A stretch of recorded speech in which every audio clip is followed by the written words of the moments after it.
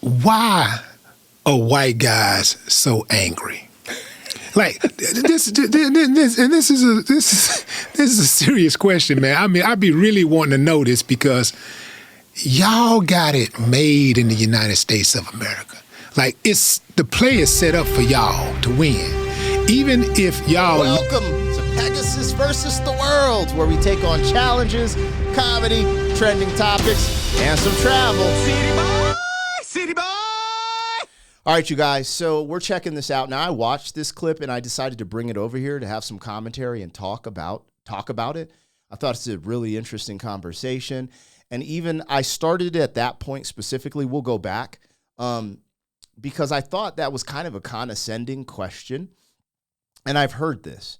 Where it's like, why are white people so mad they have it made in the United States, da-da-da-da-da. And when you say stuff like that, you are talking about a small percentage. Because I understand, like, you know, in America specifically, let's talk about America because it's an America show. Yeah, the most millionaires by far and even billionaires are white guys. That's true. Second place is Asian. Third place is Hispanic. Last place is black. At least from when I looked up the stats for, men. So he's speaking from that point, but by speaking from that generalization of the outliers of society, right? Those are outliers, There's a ton, because when you start looking at the numbers on how many white folks are in America, that means there's going to be a lot of poor white people. So to ask why they would be mad because they have it made, I'm like, I just thought that was interesting. Because there's also this connotation that's been said about black men where it's like they have angry black man syndrome.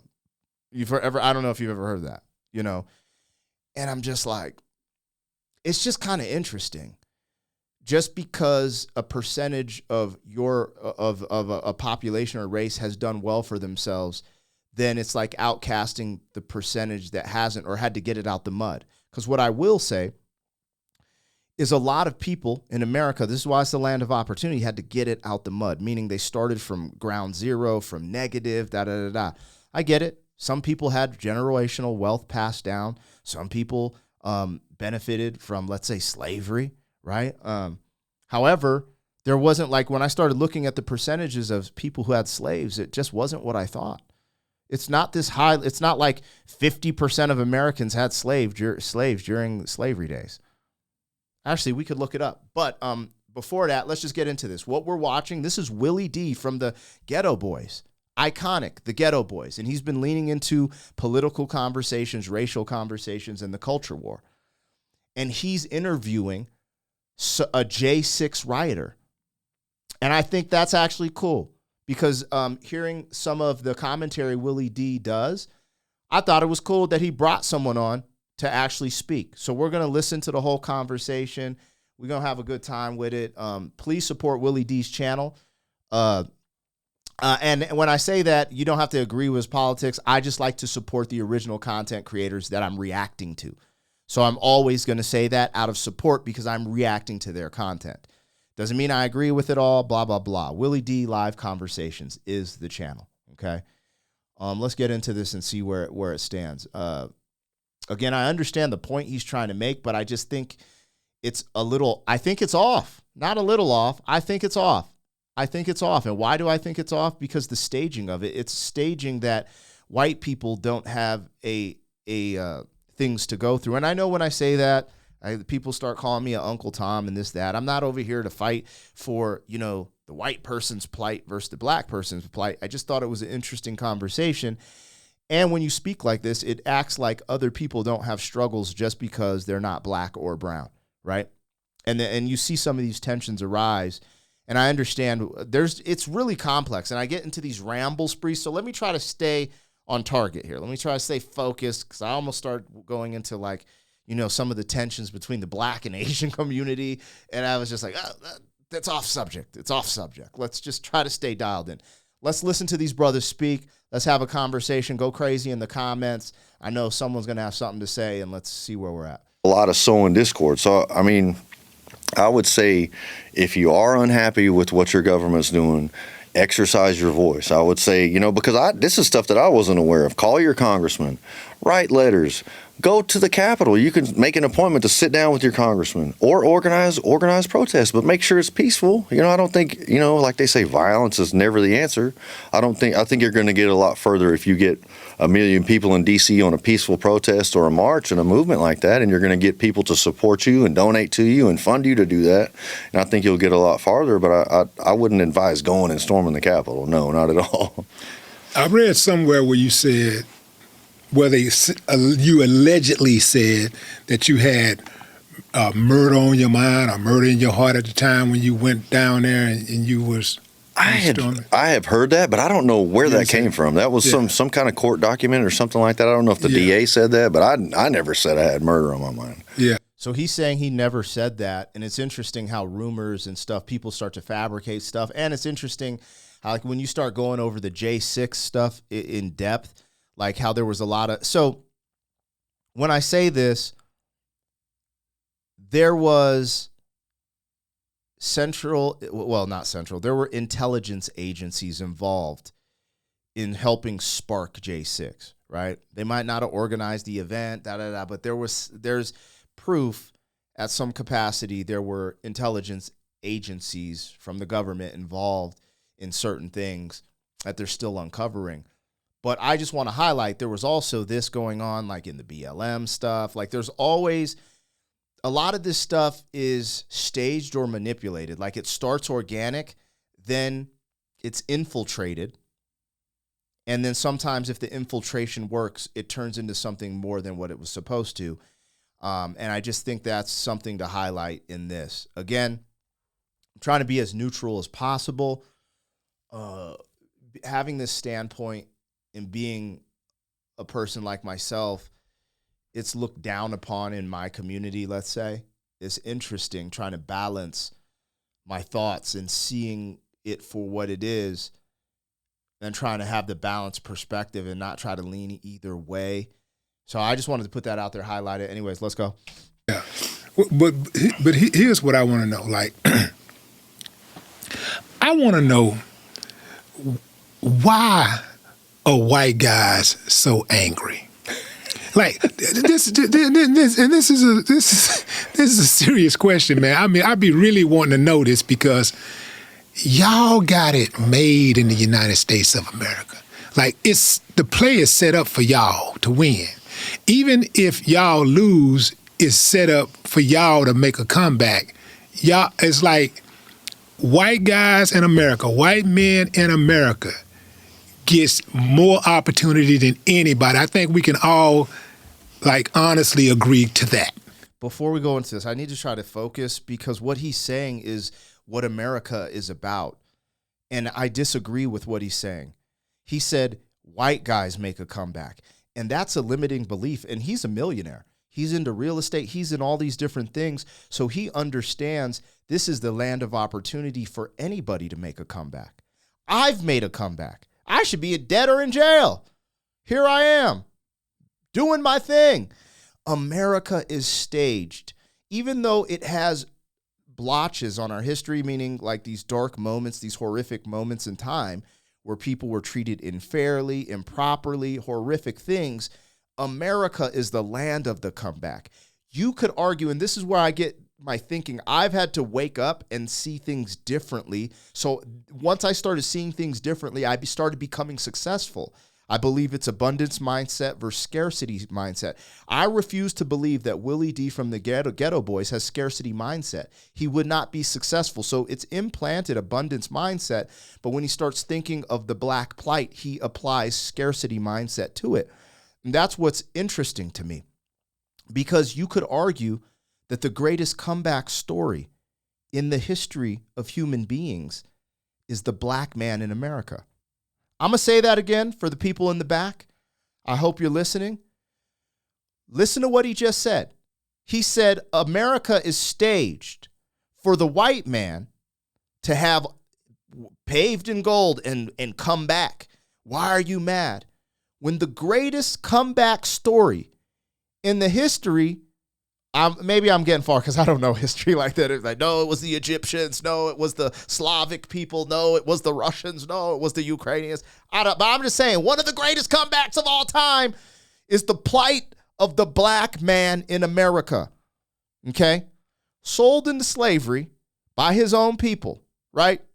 Because the Europeans couldn't survive in the landscape without getting diseased and dying. So they go to and holler at the warlord or whoever's running shit and get slaves. So the black man sold into slavery by his own people, brought over by the Europeans to this land, enslaved by not only the Europeans, the Native Americans, and its own people, breaks free from the bondage of slavery. Some capacity, some were getting thrown in jail for not working, for this, that, and the other, and then mistreated by a whole race of people, okay? Because of the way they looked. I actually get confused, like, why were black people treated like this in America? Like, why? After slavery, it's like, oh, we all together because there's a... Anyways, this happened. From that, they had great black families. They created black entrepreneurship. We had a little bit of a collapse of that during Black Wall Street, right? Right? They burnt down Black Wall Street. And then black people still became billionaires, millionaires. I read this stat on ChatGPT. The most black millionaires have come from America. So that ain't the greatest comeback story? Think about that for a second. Then, also, the black impact of because of America, the black voice and the impact of black culture has spread across the globe. That's why you got M&Ms and all these little, and Eminem breeded the seed to all these little European, Russian, niggas is rapping in Russian. So I just think differently. I don't see this the same as Willie D. The greatest comeback story was of black Americans, in my opinion. So to say, anyways, let's go into this because I could go into this. I'm just starting to see it differently. I'm starting to see the glitches in the matrix here in the thinking of it. I get it. There are way more white millionaires and billionaires in America, men, billionaires, I got it. But also, these advantages that he's speaking of are only handed down to a select few of white folks. So that means the rest of the white folks have to deal with the same bullshit we have to deal with. And maybe you could argue there might be some stereotyping or profiling advantage. Maybe if a cop sees someone dressed a certain way in a suit, they might take it different than someone in a hoodie. Like, I don't know. I'm not trying to get into that nuance. So if they're arguing those type of advantages, there could be something there, you know? But it's not these crazy advantages that he's talking about. Because again, I would argue that the greatest comeback in American history is the black man's plight. That's what I would argue. Why are y'all so willingly ready to burn this motherfucker down? You know what I'm saying? When y'all got everything, y'all got the deck stacked in y'all favor. Because everyone's ready to burn this mother effer down when they get mad. 2020 demonstrated that from the other side. And what you're alluding to is they have these advantages that they actually don't have, which then creates this chaos because you're telling certain people they have advantages that they don't necessarily have, like they don't live in poor neighborhoods. They don't have to deal with the same things just because of the color of their skin, which it's kind of like the whole thinking of how they think of us as black folks. Like it's so crazy to me. And I'm not, anyway, let's listen. Well, why are y'all so angry? I would say, for me personally, like, I don't think I'm that angry, but I will say this, that... well, sitting here talking to you today, you don't seem that angry. Right. But when you had that damn tomahawk, right. putting that tomahawk to work, that tomahawk axe to work, right. you seem like you could really tear up some shit. Well, my motivation was not preservation, but preserving other people's lives. But I would say that my lifestyle has not been a typical white guy's lifestyle. I did 3 years in prison as a juvenile in the state of Texas in the Texas Youth Commission. So that's interesting too. He said a typical white guy. So what is a typical white guy? You know what I'm saying? Now, if we're talking about violent crimes committed in America, I get it. Like he's not if that's where we're going. So we'll see. But it is interesting when you start hearing the dynamics of these conversations. I'm curious because it's unfortunate that stereotypes exist because a lot of times statistics and just the truth, like just lived experience. And that's where I'm like, yeah, violent crimes are crazy in my community. Like, I know it because I lived in that community. The age of 15, I committed aggravated robbery. 16, I was in a car with two guys who shot and killed a person and shot 2 more people while I was in the car with them. I was convicted under the law of parties and charged with attempted murder. I did 3 years in the Texas Youth Commission in Gainesville State School. I was released at the age of 19. By the age of 20, my mom had married this guy who was violent and beat her and abused her. And one night I came home and he threatened to kill me. Later on that night, him and my mom were fighting. After he had threatened to kill me, I grabbed a gun and I ran upstairs and kicked the door in. And he was laying in bed with a shotgun pointed at the door and shot at me and missed my head by about 6 inches. So that's how you got off. That's how you. Yeah. Well, whenever that happened, I ran downstairs and called 911, and I'm on the phone to 911, and I've got a pistol. And my mom comes down there and says, "Hey, he's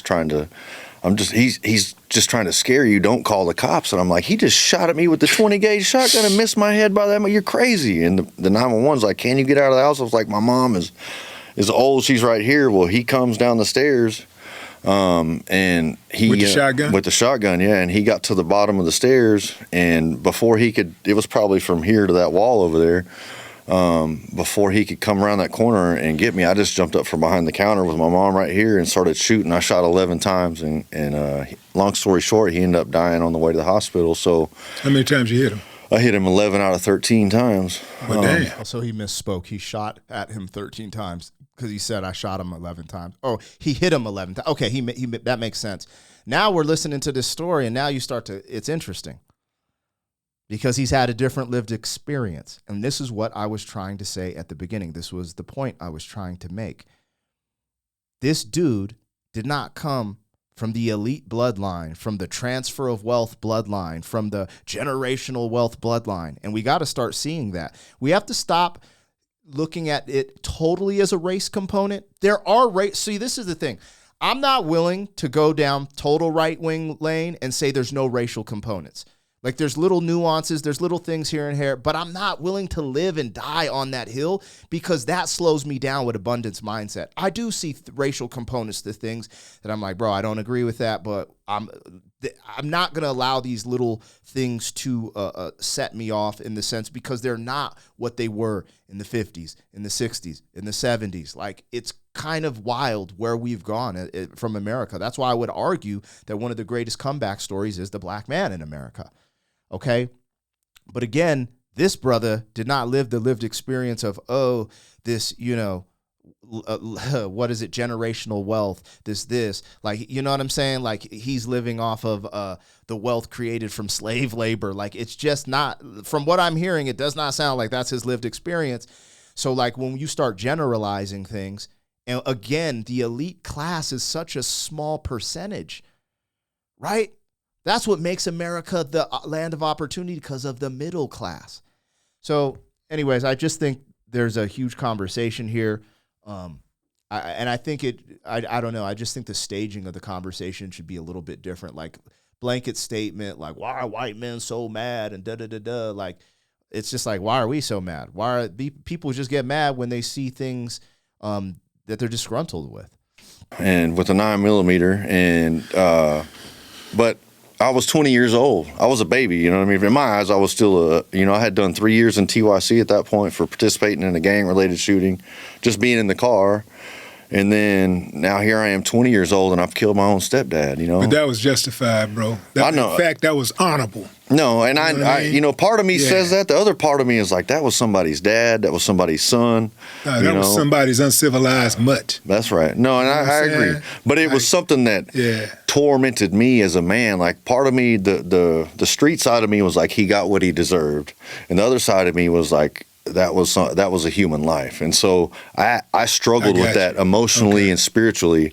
And after that, I turned real bad to drugs and alcohol because I couldn't cope with reality that I was dealing with. And so that led to like 3 different trips to prison and as an adult in the state of Texas. And so Was I angry, man? I was a wounded little boy who found out he was adopted when he was 13 and had an identity crisis and tried to create this persona, listen to the Ghetto Boys and NWA. And, Man, don't blame us, man. Blame NWA, man.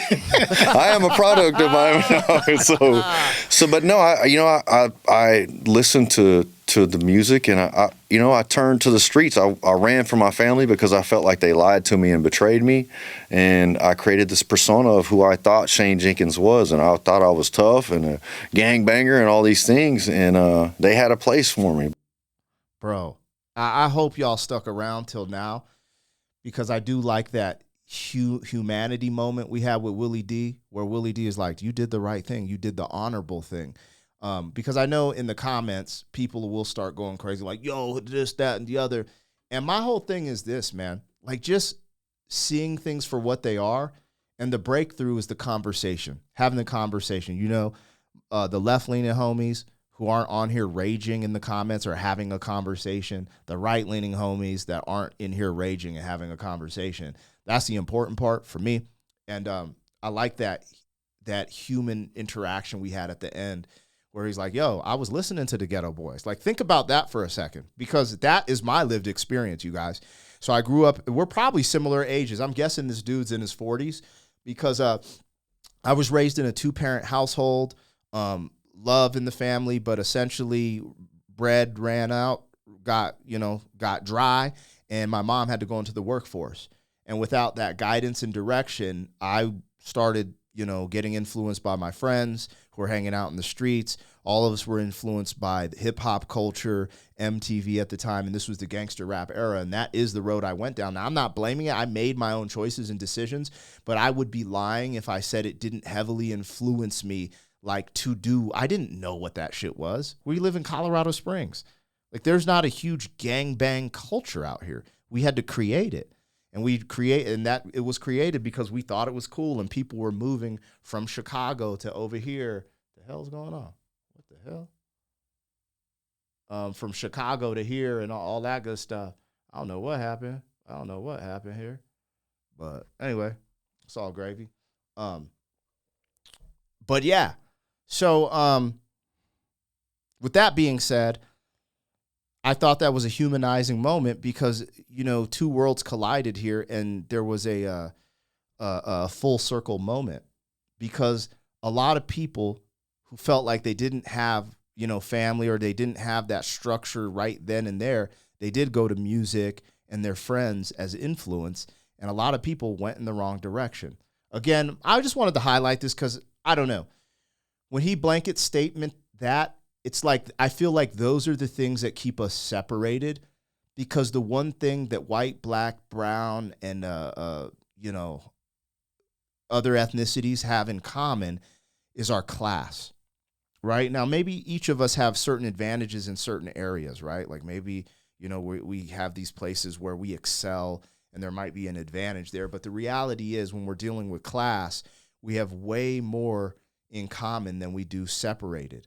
And so just saying, all white dudes can have it easy, the play was built for them, I don't think that's correct. It's just from my lived experience and the things I've seen. Broke people are broke people, man. And it's a mindset that you have to get out of. White brokenness, black brokenness, brown brokenness, Asian brokenness. Well, Asians ain't broke. Ain't that crazy? Asians, Indians, and my Jewish brothers, they ain't broke, man. It's a different mindset, different culture. And I think once we start to embrace these conversations, I think we could see some change. Anyways, hopefully I got it right, man. I'd be spitting off the cuff on this. There's all this stuff I wanted to talk about, and I had to hold in because, there's all these statistics. Because I've been going down the rabbit hole of DEI. I think I'm going to do a video on that next. But anyways, I hope y'all enjoyed this. Holler at me in the comments. Let me know your thoughts. I thought that was a good conversation overall. I did disagree with him, the blanket statement, but there's still a point to it. He's just making off the point that, there's more white millionaires and billionaires in America, which he's generalizing that white people have benefited more from this. I would argue that the greatest comeback is black folks, and it just takes time, right? Like, it takes time to come from slavery to be where we're at is incredible. And now to excel in other avenues, it just takes time. Just like anything that's worth anything, it takes time to build generational wealth. You know what I'm saying? Yeah, some people might have got in front of you, and some of them might have got in front of you because they did it dirty. Who cares? You never focus on that. You focus on your lane. That's how you win races. I remember running track, step by step, foot by foot, your lane. A lot of times when you look over the person next to you, that's why they say never look behind you, because then the person starts catching up. So anyways, that's my story. I'm sticking to it. Holla. City boy, city boy.